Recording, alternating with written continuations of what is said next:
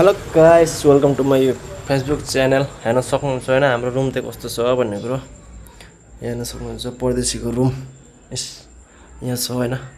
यहाँ चाहिँ हामी सुत्ने रुम हो। यो कति सफा छ हेर्नु होइन, 5 स्टार जस्तै छ क्या।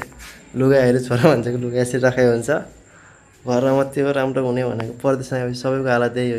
हेर्न सक्नुहुन्छ, यो त साथीको लुगा हो। यहाँ चाहिँ म सुत्छु होइन, यहाँ चाहिँ मेरो साथीहरू सुत्छन्।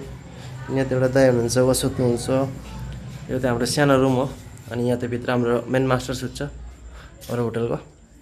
यो त उसको बेड हो, यहाँ हेर्न सक्नुहुन्छ होइन। यो त सानो भित्र रुम छ, गर्मी फेरि खतरा छ क्या चेन्नईमा।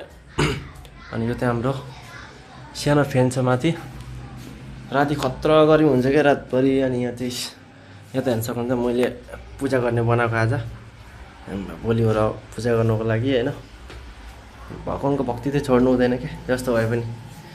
यहाँ यो त हाम्रै ऊ त हो, सफा छ रुम त। झाडुसाडु हालेर सफा गर्नुपर्छ। अब आज मेरो छुट्टी छ होइन, त्यही भएर टक्क नि अब केही नगर्दै क्या बिहानबाट अहिलेसम्म नै यत्तिकै छ रुम। त्यही यस्तो लेत्रा छ, केही छैन। यस्तै हो छोरा मान्छे बस्ने रुम होइन। यता चाहिँ हाम्रो किचन हो, यतै बाहिर रुममै किचन छ क्या।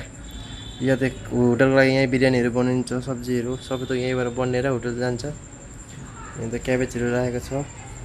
यो हाम्रो स्टकको लागि सब्जीहरू जस्तो चाइनिजको लागि क्याबेज हो। अनि भित्र अझ एउटा सानो किचन छ, देखाउँदैछु तपाईँहरूलाई रोक्नु ल।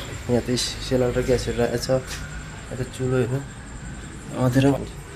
यहाँ चाहिँ हाम्रो कटिङहरू हुन्छ सामानहरूको, सब्जीहरूको। अनि बाहिर यहाँनिर बनिन्छ होइन। यो चुलामा भट्टी यहाँ बनिन्छ, उहाँहरूको बिरयानीको भट्टी वहाँ ठुलो छ। अनि यो चाहिँ हाम्रो सानो यहीँबाट रेडी हुन्छ। ऊ मुसा गाइस, मुसा चाहिँ बहुत छ क्या यहाँनिर। मुसाको चुला हेर्न सक्नुहुन्छ। प्याजहरू स्टक राखेको छ यहाँ। यहाँ त खोर्सानीहरू होइन, त्यो भोलिको लागि, भोलि युज गर्नुको लागि हो। अनि यहाँ त इस्कुसहरू पनि काटेर यति राखिदियो, साफसफाइ गर्ने मान्छे नभएर बिजो भएको छ।